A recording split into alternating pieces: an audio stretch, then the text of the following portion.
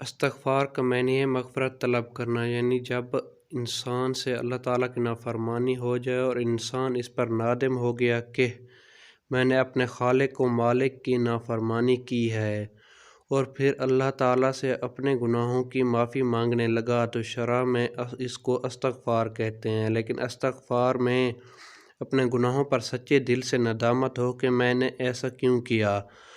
حضرت رابعہ بصری رحمۃ اللہ علیہ کا ارشاد ہے کہ ہمارا استغفار ایک اور استغفار کا محتاج ہے، یعنی گناہوں سے سچے دل سے مغفرت نہیں کرتے۔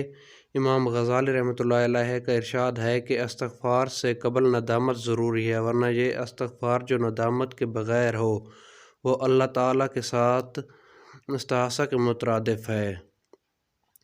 اللہ کی رحمت وسیع ہے، انسان کتنا ہی گناہ گار کیوں نہ ہو اسے کبھی بھی مایوس نہیں ہونا چاہیے۔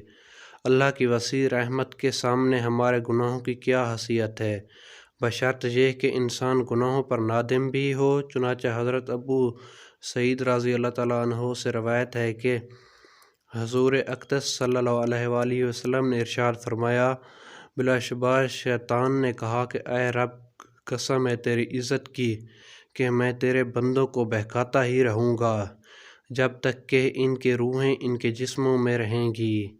اس پر اللہ نے ارشاد فرمایا کہ مجھے اپنی عزت و جلال کی اور رتبہ و بلندی کی قسم ہے، میں ان کو بخشتا رہوں گا جب تک وہ مجھ سے مغفرت طلب کرتے رہیں گے۔